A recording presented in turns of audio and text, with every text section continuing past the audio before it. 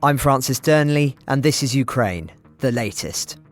Today we discuss an array of stories, from the fallout of Kyiv's recapture of Urozhaine, sightings of modified British Challenger 2 tanks on the front line, and the long-term implications of the largely forgotten war between Russia and Georgia, which took place 15 years ago last week.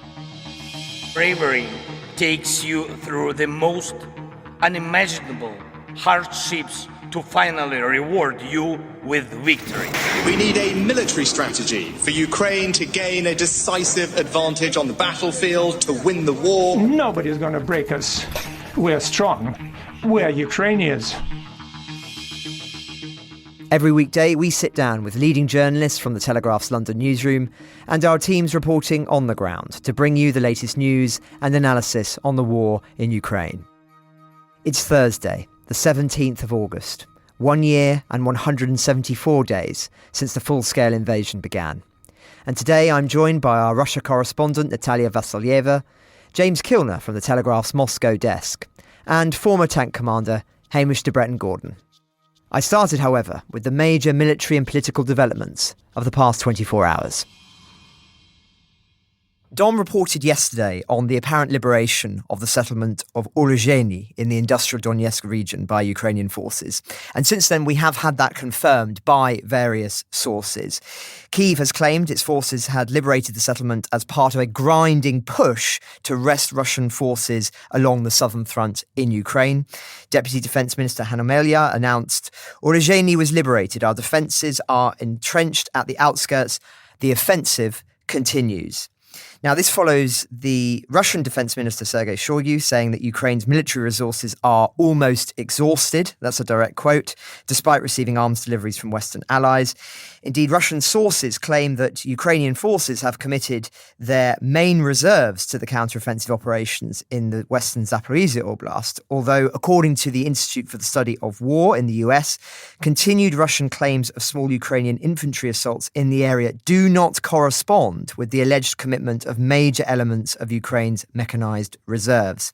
Russian sources, they believe, and I quote here, appear to be incorrectly portraying Ukrainian reserves as one large unitary contingent that Ukraine would commit to fighting as a whole, and prematurely claiming that Ukraine has committed all of its reserves based on scattered observations of Western-equipped Ukrainian units. Now, elsewhere, Ukrainian forces continue counter-offensive operations on at least 3 sectors of the front. The Ukrainian General Staff reported that Ukrainian forces continue offensive operations in Bakhmut, Berdyansk and Melitopol directions. Geolocated footage indicates that Ukrainian forces advanced northwest about 10k south of Orlokhiv in the western Zaporizhia Oblast and have likely made wider gains in the surrounding areas given weeks of consistent Ukrainian activity in the forested areas northeast of the settlements there. Some dramatic footage has been circulating this morning of Ukrainian forces shooting down what they claim to be the second Russian military helicopter in the space of a week. It shows a downed K-52, a Russian combat helicopter in the direction of the eastern city of Bakhmut on Thursday. Speaking of aircraft, Ukraine has announced that it will not be able to use F-16s this year. That's coming straight from a spokesperson of the country's Air Force. As Kyiv's Western allies continue clearly to hold back from supplying the fighter jets, and I'll quote directly what they've said, "It's already obvious we won't be able to use these jets to be able to defend Ukraine during this autumn and winter. We had big hopes for this plane, that it will become part of our air defence, able to protect us from Russia's missiles and drones terrorism, but it is not to be yet." Now, this will no doubt come as a major blow for the Ukrainians who'd argued passionately for months as to the importance of receiving the jets for this counteroffensive. And whilst extensive progress has been made in the sending of jets, given the time it takes for deliveries and training, clearly time has run out. Though it is worth underlining that had the West decided to send Western jets when they were initially requested, then they probably would have arrived by now. And that was something, of course, that Frederick Kagan was very keen to emphasise when we interviewed him last week. Nevertheless, Kyiv's foreign minister, Dmitry Kuleba, has said that Ukraine's military will liberate all territory occupied by Russian forces, regardless of how long it takes, adding this was the Ukrainian people's wish. Quoting him, "Our goal is victory in the form of the liberation of our territories within Ukraine's borders of 1991. And we don't care how long it takes. As long as the Ukrainian people share this goal, the Ukrainian government will move hand in hand with its own people." Elsewhere, Russian airstrikes on southern Ukraine overnight damaged grain silos and warehouses at one of the Danube river ports, of course a key facility for grain shipments, as we discussed yesterday.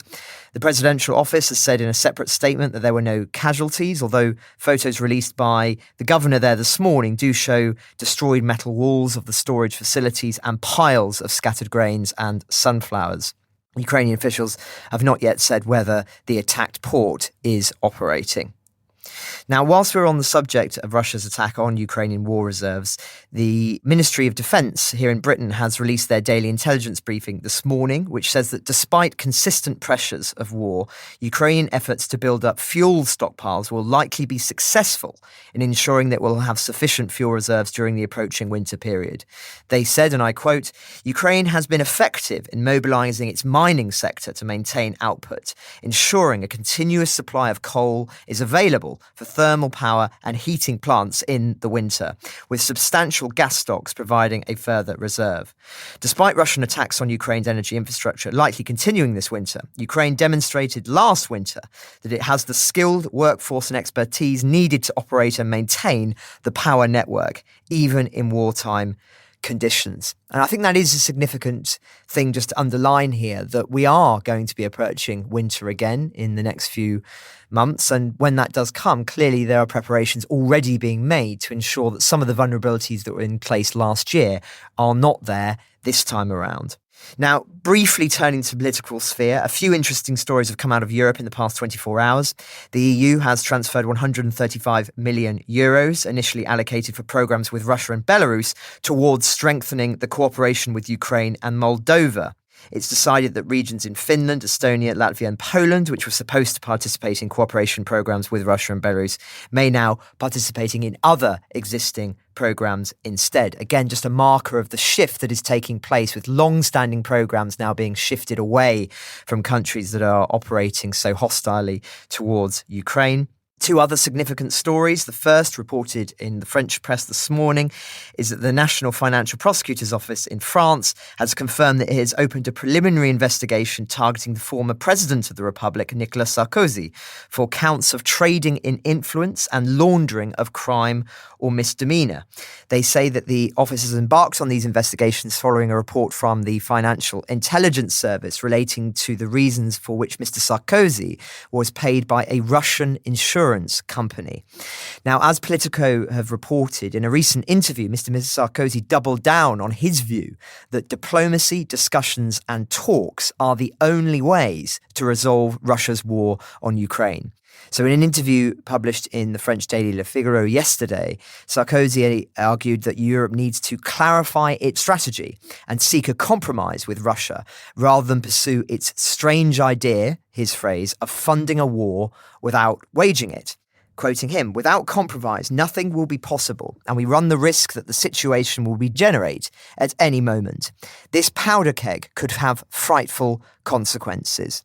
And whilst he condemned Putin's decision to invade Ukraine as serious, bit of an understatement I would say, and a failure, he insisted that Russia was Europe's neighbour and that despite the misunderstandings in their shared history, we need them and they need us. And as Politico surmise, Sarkozy echoes views that were once common in diplomatic circles in France, where the emphasis was on the long history that binds France and Russia.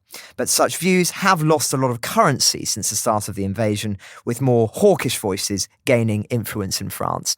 And for more on that, I would recommend that listeners seek out an interview that I did with Anne-Elisabeth Moutet a few weeks ago, a regular contributor here at The Telegraph, on the history of France and Russia. And she offered a very interesting perspective on the deeply ingrained cultural resonances between the two countries that may come as a surprise to some listeners. And she's got very well connected with figures in the French elite. So I'd recommend that people do seek that out. It was one of the most interesting interviews I feel that we've done for some time. Now, lastly, we also learned today that the German government has stepped back at the last minute from making a legal commitment to meeting NATO's target of spending 2% of GDP on defence on an annual basis. That's coming from Reuters and certain other sources this morning. A government official told the news agency that a clause pledging to meet the target was deleted at short notice from Finance Minister Christian Lindner's draft of a new budget financing law just before the cabinet passed it to the parliament. Instead, the government pledges to meet the 2% target on average over a 5-year period, as already set out in the recent published National Security Strategy. Now, both of these stories, which I mentioned, are being interpreted this morning as evidence that despite the promises of profound shifts in certain countries as a result of the war in Ukraine, old mentalities and perceptions shaped and cemented over decades still linger. And in the case of Germany, they have been, of course, a major donor to Ukraine of military equipment and certainly a crucial player. Yet compared to the Zeitenwende that was promised by Chancellor Olaf Scholz, many believe that traditional German anxieties regarding mobilization and defense spending linger, with implications not only for NATO, but most crucially in the short term, the perception from Russia that these countries are hesitant to do anything that might provoke Russia further, and that over time they will revert back to their orthodox positions. So not insignificant developments, at least in how they're being interpreted this morning. Anyway, this seems like an opportune moment to bring in Natalia.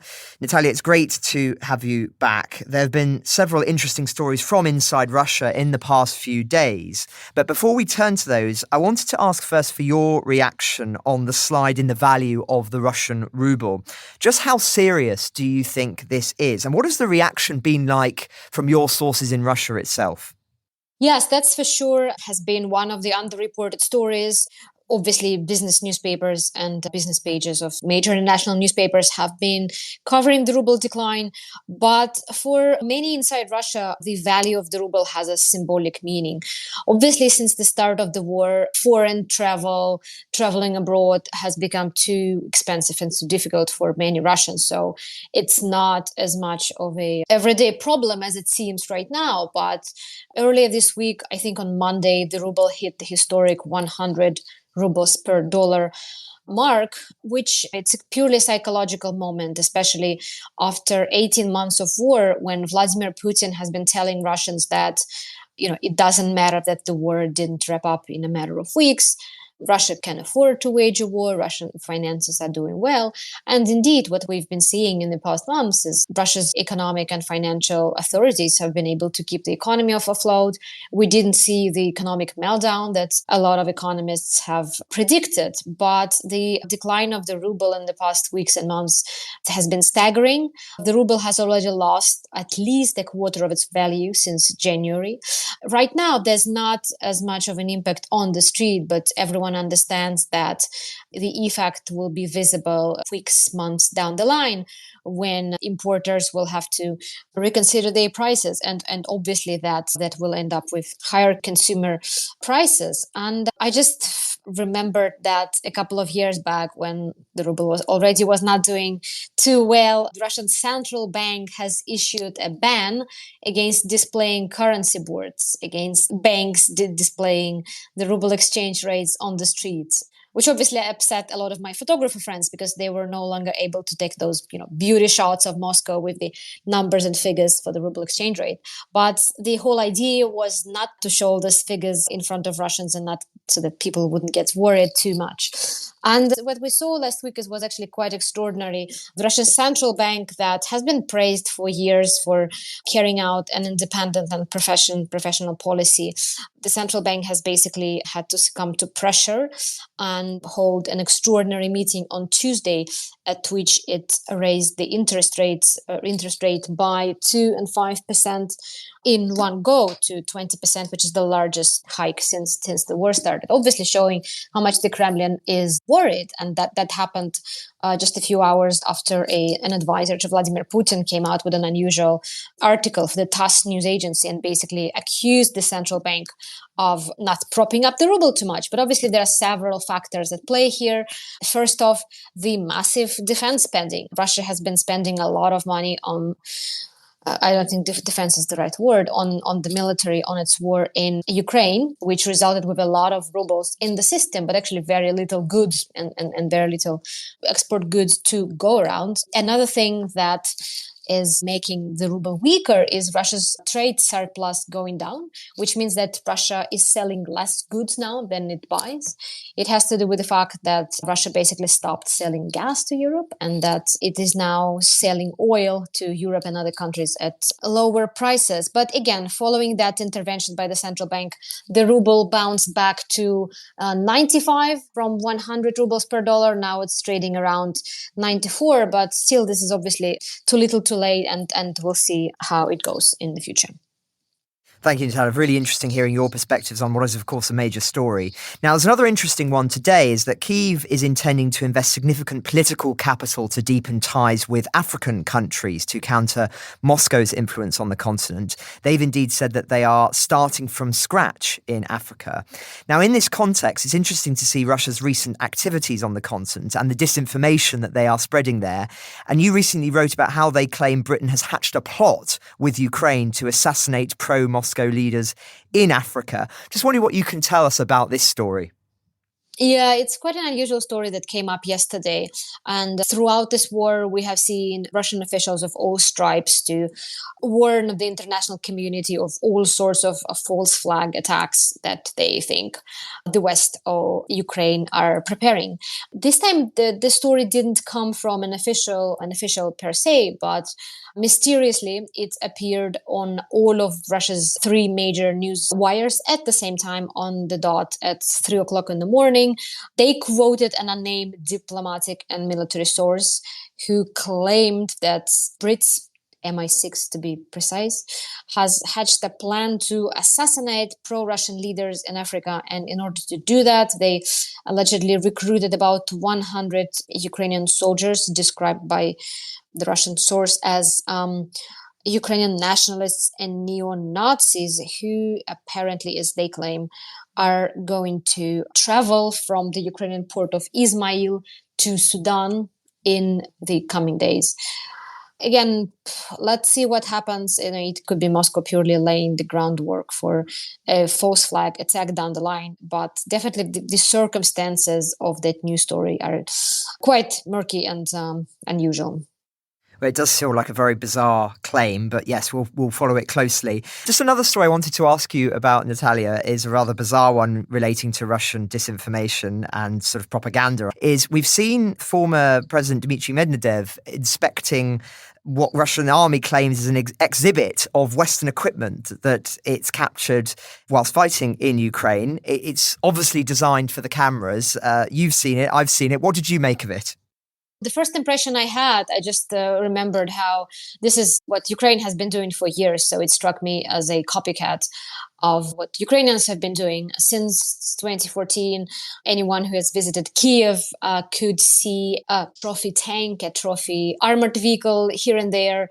I remember something like 6-7 years back, you would see a whole exhibition, like an open air exhibition of the military hardware captured by the Ukrainian troops in eastern Ukraine, displayed at an open air victory park outside in Kyiv. So now Russia is trying to do the same. I guess the idea is to show to Russians that this war is real. It's not just what they see on news show. Dmitry Medvedev was the first major official to see it himself. It happened at a weapons expo outside Moscow yesterday, and it struck me as a I don't want to say quite well done, but obviously it wasn't a whole exhibition and a lot of effort was put into it. There was all sorts of weaponry. You could spot a Bayraktar drone, an American Humvee, a French AMX armored vehicle. There was also artistically done display of sandbags, machine guns, crates of ammunition, and there was a skeleton discreetly lying about just behind those crates. It wasn't clear, however, if the skeleton was real or not, but it looks like this exhibition is going on a tour around Russia sometime soon. Yeah, I'd recommend listeners check out the footage. It is rather surreal, especially the skeleton, as you say, is just propped up in the background and near some weapons. I think it is probably a fake one. It looks like it might be a film prop. I would very much like to hope so, yes. Yes, indeed. One last question for you, Natalia, which is this story you were reporting on a few days ago for us on Russian Orthodox priests taking inflatable churches to the front lines. We have some images on this one, and you've written it up for us. What's going on here? Yeah, the story also came from the Arms from the Weaponry Expo as well. As some of our listeners might know, the Russian Orthodox Church has made very little secret of its alliances in the war. Patriarch Kirill, the head of the church, has pretty much backed Russia, has been praying for Putin and for the Russian victory at Russian churches.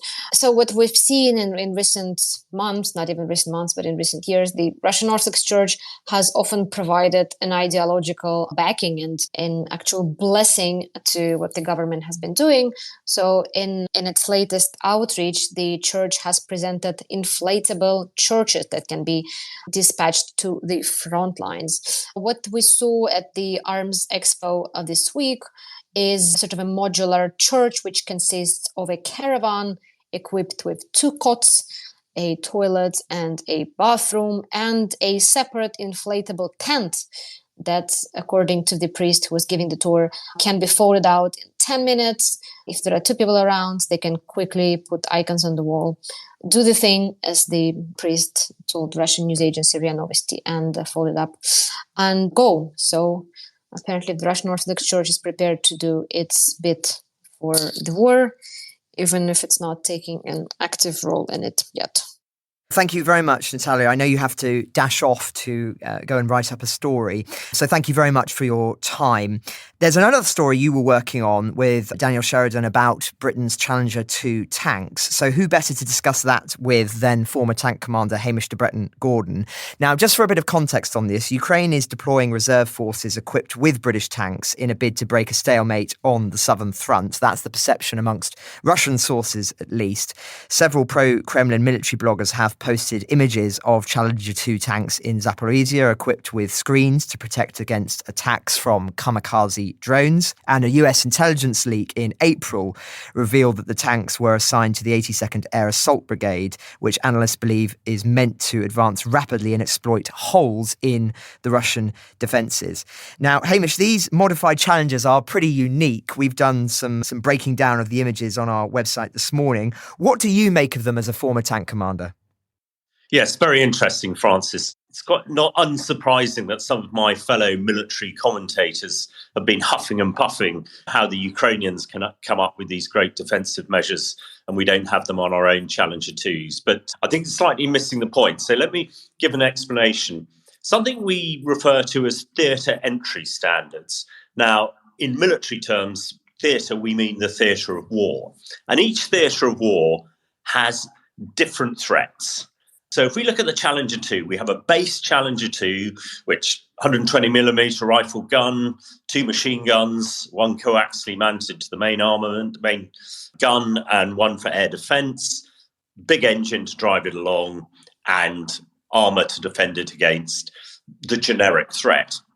We then look at where we are deploying this vehicle and what are the particular threats. Now, I spent most of my military career in Iraq and Afghanistan, and the threats to the Challenger 2 there were predominantly from roadside bombs and anti-tank guided missiles.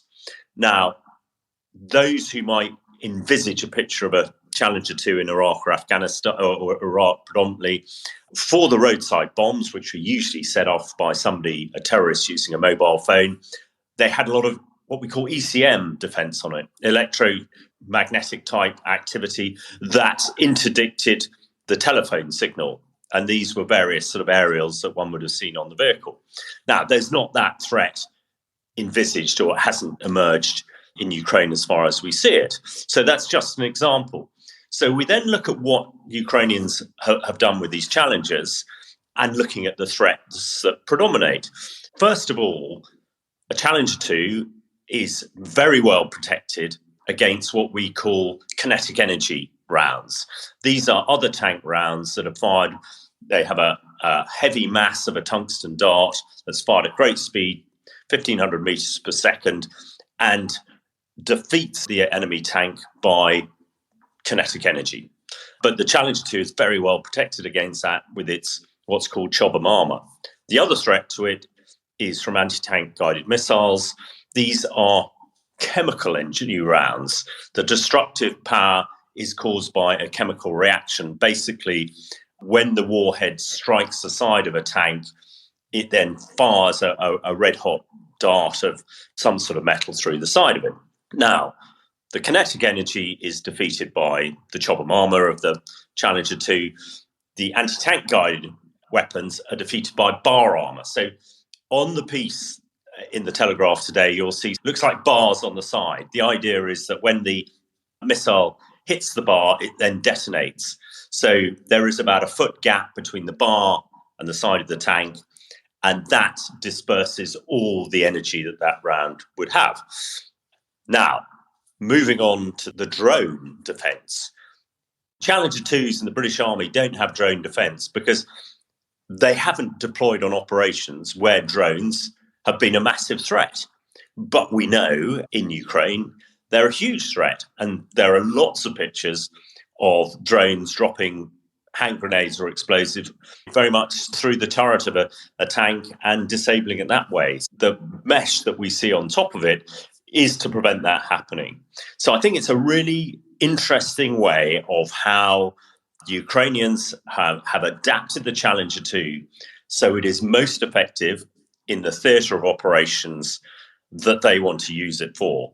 Now, as far as being a bit of a mark equipment, and again in the piece it's described, these are key equipments in the 82nd Air Assault Brigade, which are likely to be used for the breakthrough. That might well be significant. But the Challenger 2 is the most powerful tank on the Ukrainian battlefield. It will take Russian tanks out at 3 kilometers, which the Russian tanks can't do to Challenger 2. It's very well protected now with these additions to it for the Ukrainian theatre of operations. And let's hope it performs as it should do. My only slight regret is they only have 14. I'd much prefer to see there. They'll be far more effective in Ukraine than they would be sat in tank sheds in Tidworth. Thanks for that, Hamish. Now, just staying on the battlefield for a moment, I know you wanted to talk a little bit about this concept of the deep battle and the sort of death by 1,000 cuts that we may be seeing, rather than this huge expectation of a moment where suddenly the Russian front line shatters. What are your thoughts on this? I wrote earlier on the week a piece for the paper after the foreign minister had described the offensive as something akin to the Monte Cassino battle in the Second World War, and people wanting instant success, if you like, from the great counter-offensive. But really, a little bit about, like Monte Cassino. Monte Cassino took 5 months, really, for the Allies to break through the Russian line. The German line. Sorry, the German line. Freudian slip. To break through the Russian line in Ukraine, the Surovkin line. So we're now 2.5 months into it. But what I've been really impressed with, and similarly, the Monte Cassino theatre of operations, a lot of the deep battle was going on. But let's focus on Ukraine. We've seen it, the fires in fuel stations, the ammunition dumps in Ukraine and elsewhere on a very regular basis. The regular attacks on the Kerch Bridge, which is the key logistic enabler for Crimea. All of this, and also another bit of innovation by the Ukrainians, these maritime drones interdicting some of the ships carrying weaponry and fuel around the place. And we say death by 1,000 cuts, and throw in, of course, the drone attacks on Moscow, which probably the most effective, because suddenly the elite, and even yesterday, one of the oligarchs in public decrying the war and complaining about it. So I think all these things are building up to a significance. Everybody wants that sort of shock action, the breakthrough of the Surovkin line and the charge around Crimea. That can't happen unless the deep battle is done and the preparation is done, so that we already know, and lots of posts on social media at the moment about Russian troops on the front lines with no ammunition, and also now been affected by some pretty effective behind-the-lines operation by Ukrainian Marines and Special Forces. And I think all this, it's the sum of the parts that really add up, that gives one much more confidence that when that breakthrough does happen, not only will the Russians don't appear to have a mobile reserve, but actually their reserve of ammunition. And the one piece in my piece that I highlighted last week, or the week before last, Russia was firing 500,000 artillery rounds a week. But that needs to be kept fed and all the rest of it. So I think it is hugely significant of what they're doing in the deep battle, and absolutely essential, because for the offensive to be effective and long-lasting, we need to make sure, they need to make sure that all those supply lines are cut off so that Russia can't reinforce. And that's really, I think, the significance of it. We're still a few weeks or so away, I expect, from the counteroffensive breaking through. But each time we hear about these deep operations, it gives me confidence that actually they're covering all the bases. Thank you very much for that, Hamish. I'll come back to you for final thoughts later, and I'm very interested to hear your perception on some of the Russian disinformation as well, because I know you've been looking into that. But first, I'm just going to go to James Kilner of our Moscow desk, a regular on the podcast, of course. Now, James, it's great to have you on to discuss a subject we haven't really covered in detail on the podcast before, namely the war between Russia and Georgia of 2008, which was the first European war of the 21st century, in many people's opinion. And as I say, it was the 15-year anniversary of it last week. At the time, you were a Reuters journalist covering that conflict from the front lines. The war in Ukraine has led to many reassessments of the significance of that brief 5-day conflict. So first of all, take us back to 2008. How did the war begin and what was it about? So this is August 7th, 2008. Mikhail Saakashvili launches a preemptive strike on pro-Russian rebel forces in breakaway region of South Ossetia in Georgia. He was goaded into this by the Kremlin, which had been anticipating this attack. And this attack then enabled the Kremlin to launch its own counterattack from North Ossetia through South Ossetia.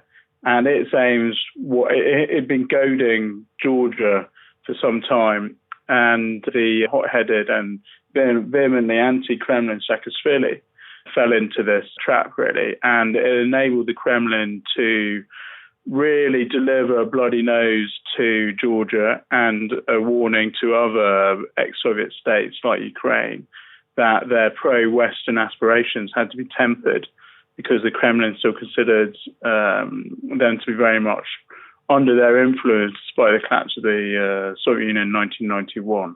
So this was an operation which had limited aims, it was limited to delivering a warning rather than regime changes, as we've seen was the Russian aim in Ukraine. Thanks, James. Now, it was a brief war, but it had significant implications, some of which have perhaps only become apparent in the context in the war in Ukraine. What do you think they were? So I think it's important to reflect on the Georgia war and its links to the current war in Ukraine. And I think there are two main reasons for this importance. And it was the 15th anniversary of the Russia-Georgia war last week. The first was the reaction by the West to what was actually an invasion of Georgia by the Kremlin. Although they didn't go all the way to capture Tbilisi, they went some way down the road from Gori, a town in south of South Ossetia, which they'd captured, and then drove down the road towards Tbilisi, which is 60 miles away. The Western reaction was very limited. Although they said some of the right things and promised some of the right things, etc., within a year, Barack Obama, as US president, was in Moscow, pressing that reset button. Russia went on to host the Winter Olympics in 2014 and the Football World Cup in 2018. Europe continued to buy Russian gas, etc. So there was a feeling in the Kremlin that after its successful operation in Georgia, that the West would accept whatever status quo was foisted on it by the Kremlin. And I think that very much seeped into the Kremlin mindset under Putin and led to the 2014 initial invasion of Ukraine, the annexation of Crimea and the invasion of Donbass region, which again met with a rather sort of supine reaction from the West. And then again in 2022, when Putin was expecting a similar sort of befuddled reaction from the West, and he got a lot more than he bargained for. But I think the reaction from the West in 2008 war is important to monitor and think about. And also, again, we talk about the US election next year as very critical for the war in Ukraine. The 2008 war in Georgia came just before a US election, which Barack Obama went on to win. And again, it's this distraction in the West by its democratic process and changing of leadership in Washington creates turbulence, etc. The other reason I just want to touch on briefly is when I saw the Russian forces, and I was on the Georgian side of things, and we were getting rolled back, and no one knew where the front line was because it kept changing every day. But when I did see the Russian forces, and I followed them driving a convoy of tanks and armored personnel carriers drive out of Gori down the road towards Tbilisi, and I followed behind them and watched them turn off, etc.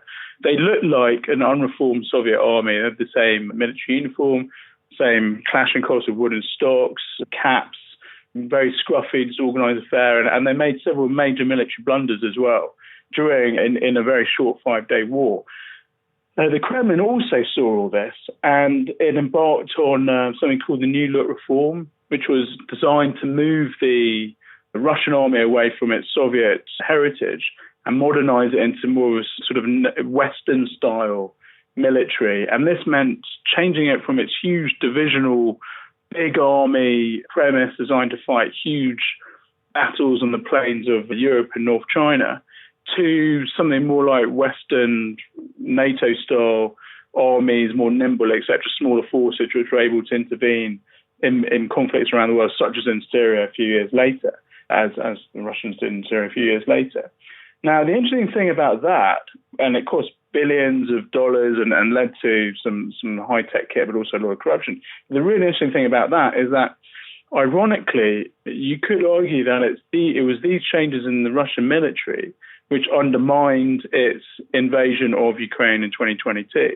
As we know, Putin went for a quick strike win, trying to capture Kyiv in a few days with 100-odd thousand of his top parachute regiment guys, etc. And then they got pushed back, they got defeated from that objective, and then they had to re-reform to unmake some of the changes that they made in this so-called New Look reform, and build back its army into big divisions which are able to fight the new big war in Ukraine. So you got sort of a tension here between the Kremlin being emboldened by the supine reaction of the West to its war in Georgia, egging it on to this sort of 2022 war in Ukraine. And you've also got the military reforms which happened after the 2008 war, undermining its military ambitions, so to speak. That's very interesting, James. Now, given this war, one would expect Georgia to be one of Ukraine's biggest supporters, but it's actually a more varied picture in reality. Is that fair? That's fair and not fair. I've just spent about 6-7 weeks in Georgia, travelling around Tbilisi and other cities and in the provinces, etc. And the vast majority of the Georgian population are very pro-West. And polls all back this up, and they all want to join. Most of them want to join the EU and NATO, etc. But it's also a very conservative society, very pro-church, etc. And it currently has a government, the Georgian government, that's been running the place since about 2011, 2012, which is bankrolled by a billionaire, Bidzina Ivanishvili, who earned most of his billions in Russia in the 1990s in a variety of different businesses. Now, analysts consider him to be fairly pro-Kremlin in his outlook. And certainly some of the policies that the Georgian government is pursuing back this up. Kremlin reopened, and I'm just giving you a couple of examples here. Kremlin reopened an air link with Georgia in May that had been closed since 2020, COVID hangover thing.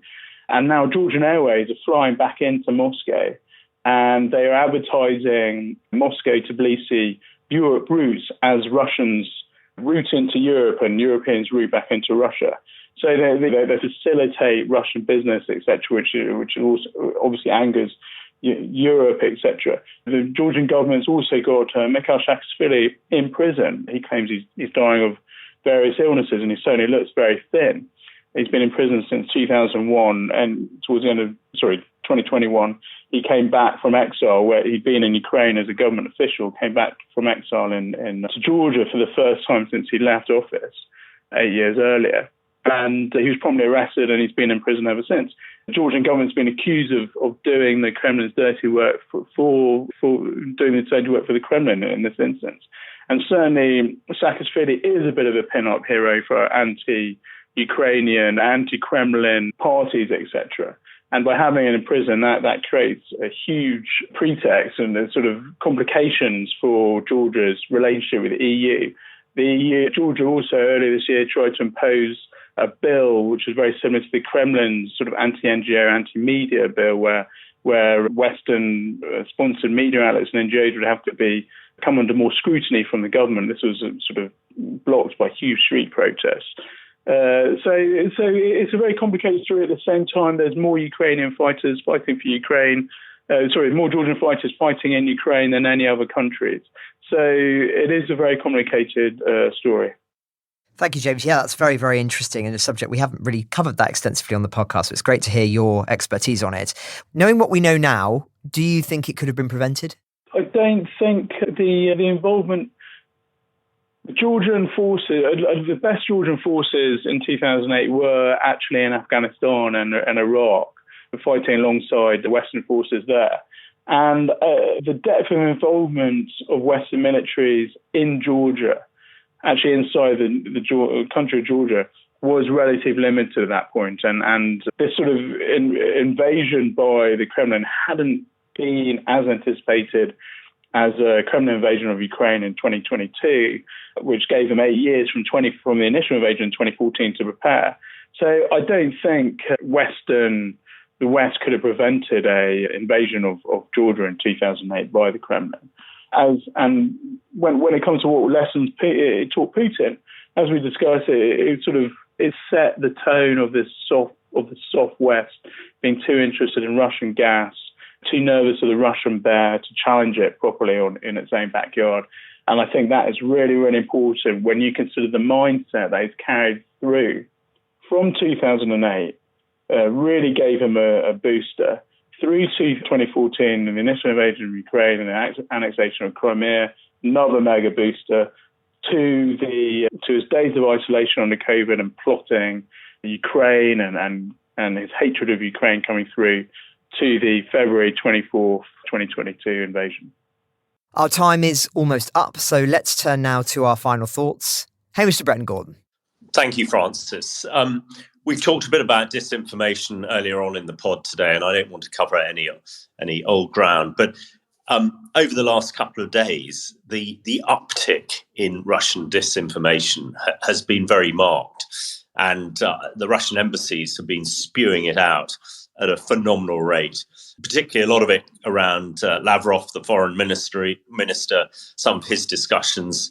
There was a tweet this morning where Lavrov was really saying that the West was demonstrating its blatant intolerance to dissent and was trying to shape the world globally to its own means, which I usually say whatever comes out of the Kremlin or Russian embassies is diametrically opposed to the truth. Lavrov, who a few years ago I thought was one of the good guys, is really just the torrent of it. And I know, advising a number of organizations in Ukraine, people are hugely concerned by some of the drivel coming out of Moscow, which most of it is complete hokum. And I was taken yesterday by a piece people might have seen on social media about the so-called US bio labs in Ukraine that are developing bioweapons, which is completely ridiculous. And sad to see even the likes of Tucker Carlson, who does seem to spout spout more for Russia than the US picking this up and suggesting that's exactly what's happening. But I certainly reassure the people I advise in Ukraine this couldn't be further from the truth, and it's the Russians who we know dabble in the chemical and biological field more than perhaps anybody else. And also in line with that too, there is a number of pieces coming out of Russia from the general in charge of their chemical, biological, radiological and nuclear command, talking about Ukraine planning to blow up the Zaporizhzhia nuclear power station, which we've talked about false flags already today. Again, to me, that is complete bunkum. And the only people who could possibly gain from that would be the Russians. So I do tamper people or suggest people anything coming out of Russian embassies do take it with a very large pinch of salt. And finally, it's interesting to see yet another senior Russian military commander has met his demise. The deputy defense minister, I understand, died yesterday, only at the age of 58. We know Sorokin appears to be under house arrest and Prigozhin, who knows where. So maybe the wheels are coming off with those who are supposed to be supporting Putin. We shall see. But disinformation coming out of Russia, be very wary of it. It's unlikely to have any element of truth in it. Thanks, Hamish. James Kilner, you have the final word today. So, Francis, I think it's still really important to be watching the grain deal in the Black Sea ships. There's a ship left Odessa yesterday, owned by a German company and a Chinese bank. It's flying under a Hong Kong flag. Now, it arrived in Odessa in February 23rd, 2022, which is the day before the invasion. Poor timing on behalf of this boat, of this cargo ship. Now, it is sailed out of Odessa, full of grain by all accounts. And remember, this is, as we discussed this week, it's during this Russian blockade of Ukrainian ports. And on Sunday, I reported for the Telegraph how the Russian commandos had boarded a Turkish ship sailing into Ukraine. So this ship is running the gauntlet. It's trying to move from Odessa to Istanbul and through the Bosphorus Strait to escape the Black Sea. It's sailing with as far as I understand it, the ship owners have said it's sailing with a Ukrainian crew through Ukrainian national waters, territorial waters, and then Romanian territorial waters. Now, I think this is absolutely crucial to watch how the Russians react to this ship and whether it gets through. We know that other ships have been stuck in Odessa port since before the war, and some have made it during the war and haven't been able to leave so far. So this ship is going to be really important to watch for both the grain supplies in around the world and also for what happens with the rest of the ships stuck in Odessa port. Ukraine the Latest is an original podcast from The Telegraph. To stay on top of all of our Ukraine news, analysis and dispatches from the ground, subscribe to The Telegraph. You can get your first 3 months for just £1 at telegraph.co.uk/Ukraine the Latest. Or sign up to Dispatches, our Ukraine newsletter, which brings stories from our award-winning foreign correspondents straight to your inbox. We also have a Ukraine live blog on our website, where you can follow updates as they come in throughout the day, including insights from regular contributors to this podcast. You can listen to this conversation live at 1 p.m. London time each weekday on Twitter Spaces. Follow The Telegraph on Twitter so that you don't miss it. To our listeners on YouTube, please note that due to issues beyond our control, there is sometimes a delay between broadcast and upload. So if you want to hear Ukraine the Latest as soon as it is released, do please refer to podcast apps. If you enjoyed this podcast, please consider following Ukraine the Latest on your preferred podcast app. And if you have a moment, leave a review, as it helps others find the show. You can also get in touch directly to ask questions or give comments by emailing ukrainepod@telegraph.co.uk. We do read every message. You can also contact us directly on Twitter. You can find our Twitter handles in the description for this episode. Ukraine the Latest was today produced by Giles Gear, and executive producers are David Knowles and Louisa Wells.